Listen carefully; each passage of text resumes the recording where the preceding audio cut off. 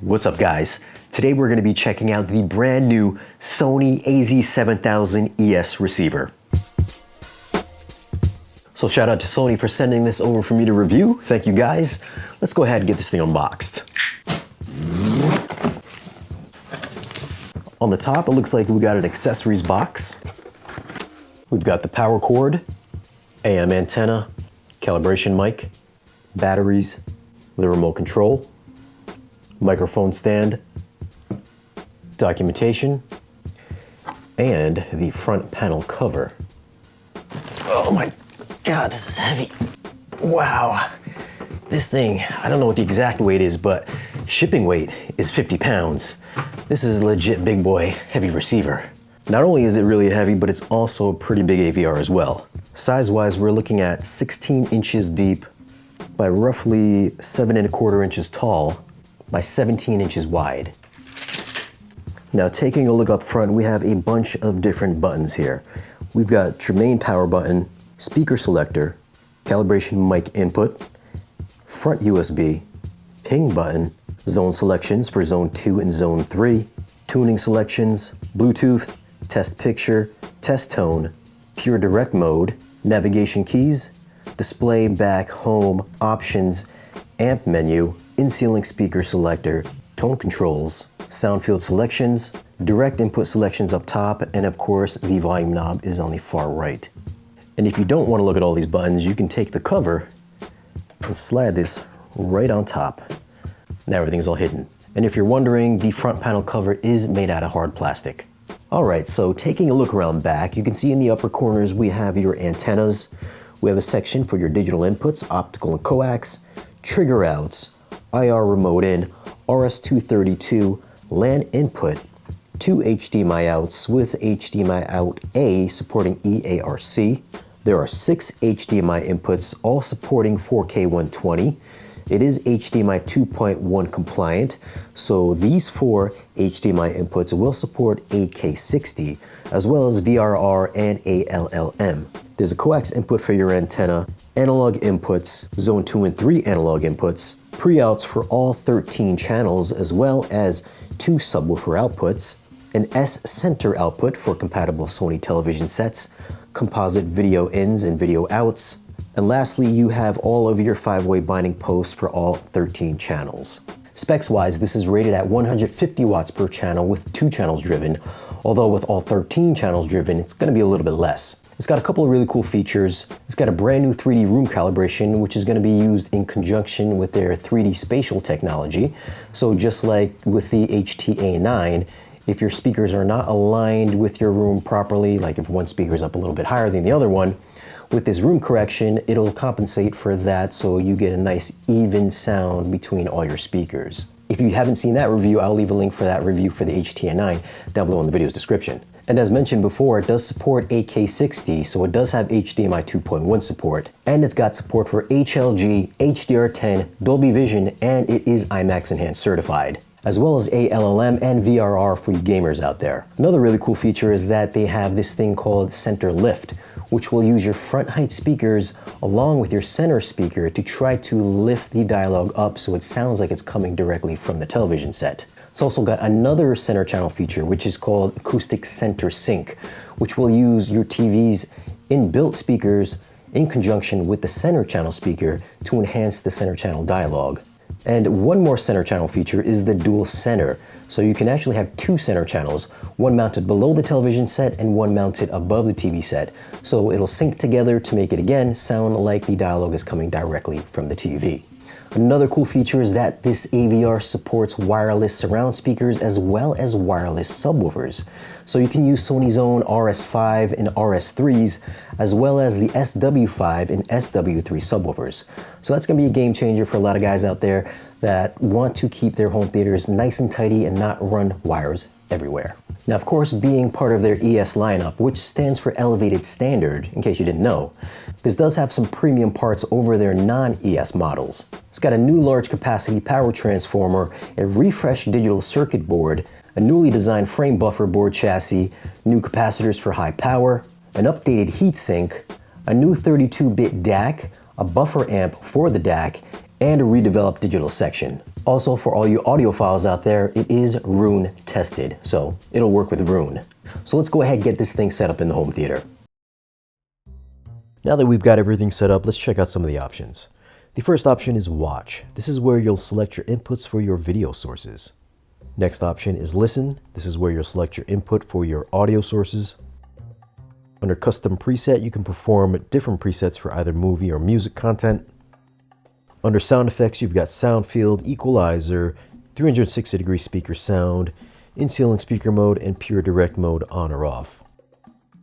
And under Zone Controls, you got some different settings for Zone 2 and 3. Now let's jump into the setup options. The first option is Easy Setup, which we're going to skip through and just go directly into the more granular settings. Under Input Settings, you can go down here, change your icon for your selected input, change the assignment, change the settings of how they're last used, in-ceiling speaker mode, AV sync, or subwoofer low-pass filter for each input. Settings 2, you've got subwoofer level controls and preset gain level, and then trigger options for each individual input as well. Under speaker configuration selection, you can choose between your preset 1 or 2 after you've made some presets.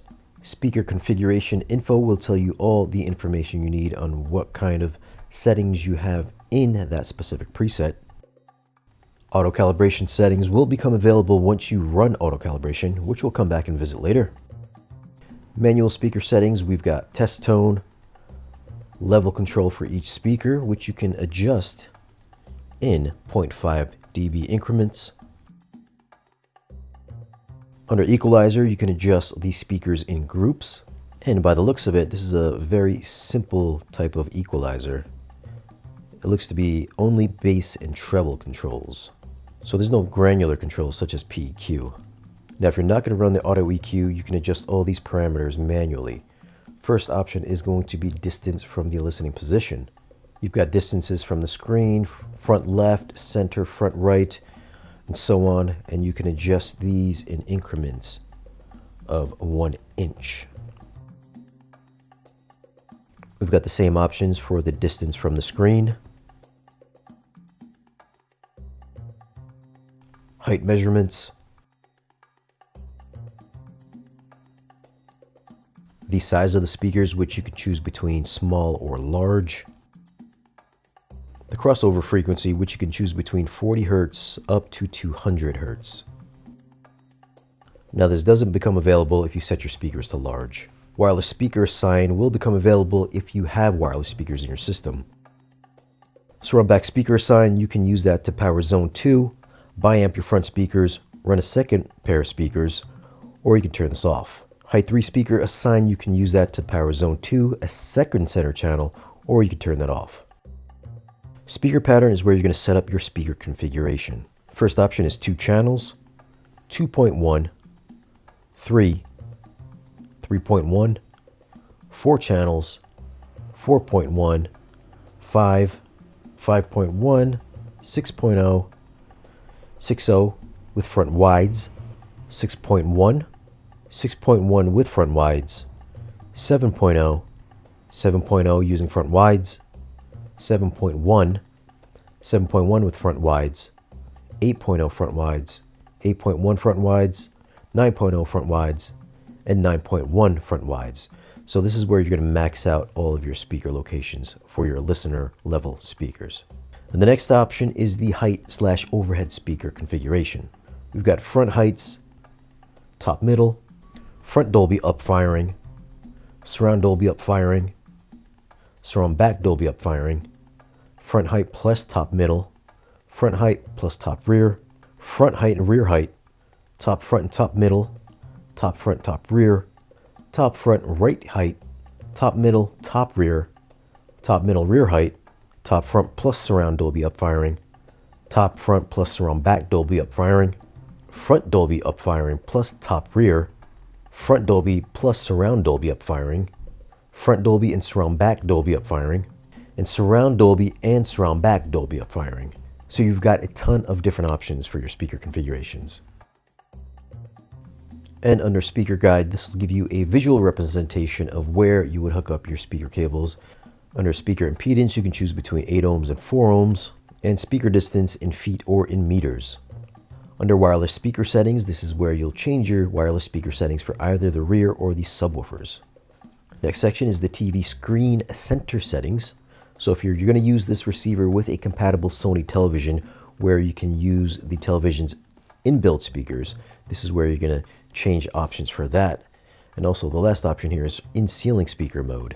You would turn this on or off depending on whether or not you have speakers mounted above your television set or display. Next section is the network settings. You can either run this hardwired or through Wi-Fi. This does have Chromecast built in and also works with Sonos. HDMI settings, you've got either auto or off, standby link to TV, standby through, you can turn this on or off if you want the video to pass through if your receiver is turned off. Audio return channel. Under audio output, you can choose between the receiver or you can keep the TV speakers on plus run the receiver at the same time. Same options for Zone 2 amp, Zone 2 TV plus amp, or Zone 2 only amp. You got your subwoofer level, HDMI out B mode, monitor information for both HDMI outputs, fast view on or off, HDMI signal format, which you can choose between enhanced format, which is support for 8K, enhanced format, which is 4K 120/HDR, and then standard format, which is non-HDR. And again, you have 8K support for HDMI 1 all the way to HDMI input 4. Otherwise, all 7 HDMI inputs will support 4K 120. And here we've got video output for picture-in-picture. Next section is the audio settings. We've got sound field options here, 360-degree spatial sound mapping. You can turn this on or off once you run your room calibration. Under speaker relocation, phantom surround back.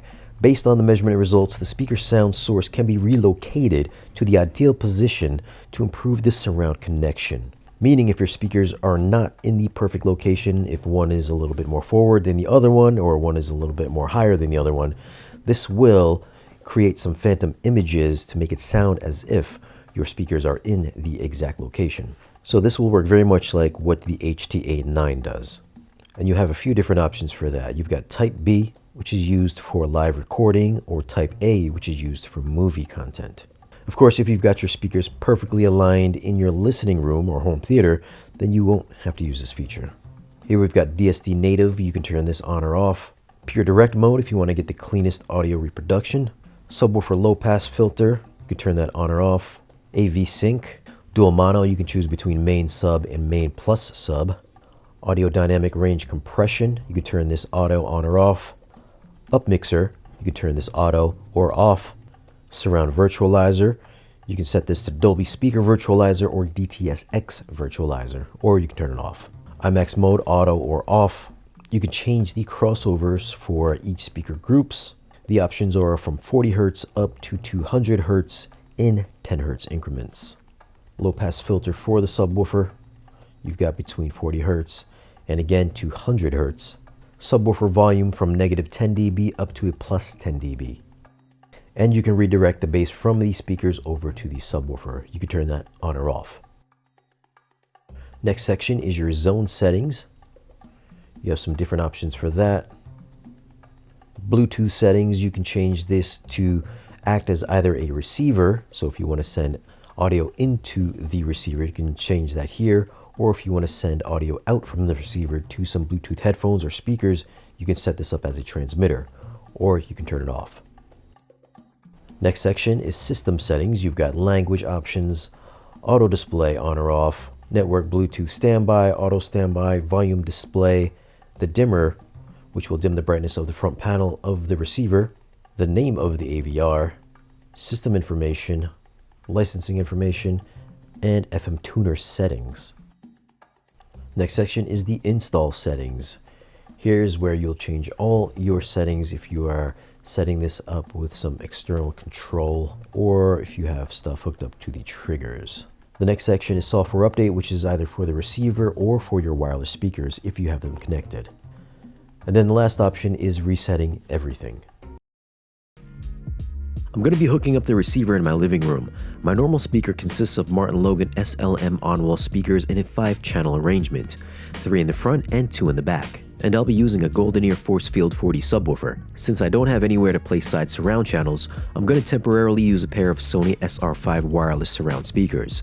And these are true wireless speakers because they run off of rechargeable batteries. I picked these up at Value Electronics to use for this video.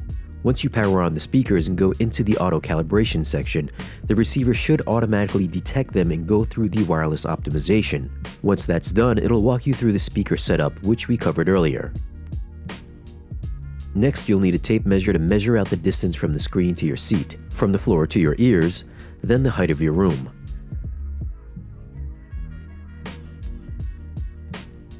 Next, you'll have to plug in the calibration mic and set up the microphone and mic stand at ear level. After that, it'll run through a few test tones.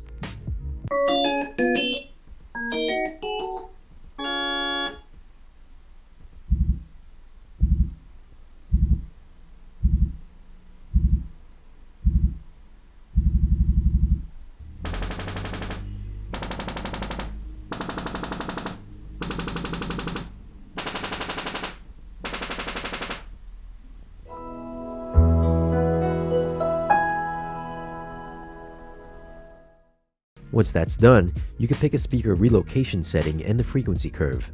There's engineer, full flat, and front reference, which will try and match all of your speakers to how your front speakers sound. You'll also have the option to turn on spatial sound mapping.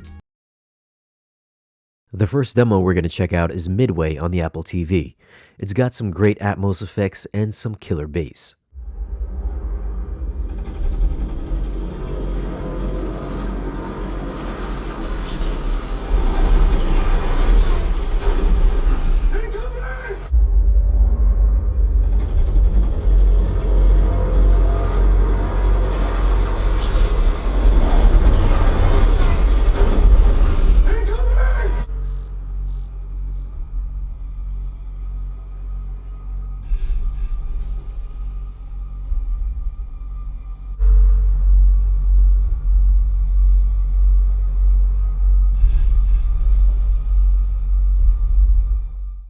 Well, I tested out the demo with both spatial audio on and without it on. And yes, turning on spatial will give you a much bigger sense of space without sounding echoey or digital. It does a really good job at melting away your walls. I also had the Type A speaker relocation turned on since the side surround channels aren't in perfect locations. With that combination, my attention wasn't pulled towards any one particular surround channel, even though one was higher than the other. With that said, turning spatial audio off, I got a more direct and more distinct surround channel placement throughout my room. It's just that now my room felt a lot smaller. I also felt that the up-firing ATMOS effects from the wireless speakers were more convincing with spatial audio turned off. They were harder to locate with spatial audio turned on.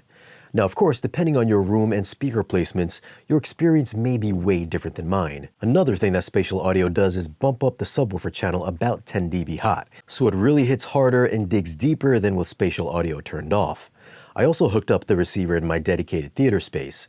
It's got 9 lower channels and 4 height channels with 2 subwoofers. Playing A Quiet Place, I noticed that it's got a silent noise floor, which enhances the soundstage by not introducing any hiss or unwanted noise. The subtlety in the movie sounded fantastic with excellent surround directionality and placement. I also ran it without subwoofers with the speakers set to large, and it remained clean well above my normal listening levels. Now granted, I don't have big speakers, so your mileage may vary there. At the time of this video, the AZ7000ES receiver is selling for $32.99.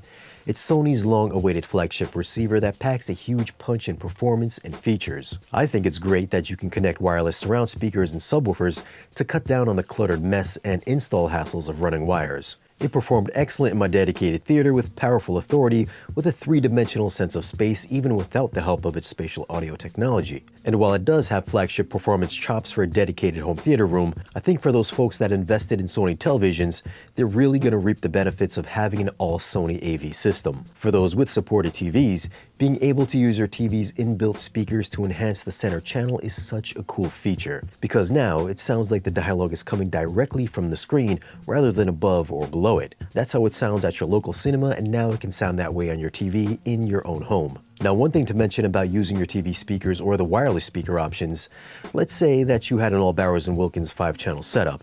Your TV speakers and Sony wireless speakers obviously aren't going to sound like B&Ws no matter how much you DSP them. So if you're a real stickler for audio quality and perfect timbre, you're going to want to forego those options. With that said, there's plenty of setup options to make either wired or wireless setups sound great. Functionally, they didn't have any weird bugs or operational issues. Changing inputs was quick, and since it was hooked up to a Sony X95K, passing HDR10 and Dolby Vision from an Apple TV or Zidu media player was no problem.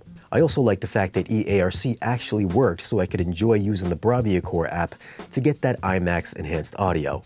ARC has always been kinda hit and miss with some AVR processors. So overall, this is a killer sounding receiver that worked flawlessly in both my systems. In fact, it worked so good I might just keep it hooked up to my TV. And if you do own a Sony television, this is definitely worth an audition. So what are your thoughts on Sony ES receivers? Have you heard one, and what do you think of the sound quality? Leave a comment down below and let me know. Now if you do want to pick up the wireless speakers or subwoofers or this receiver, I'll leave some links for them down below in this video's description. As always guys, thanks for watching. Be sure to like this video if you found it useful and subscribe if you haven't already. And I'll see you again in the next video.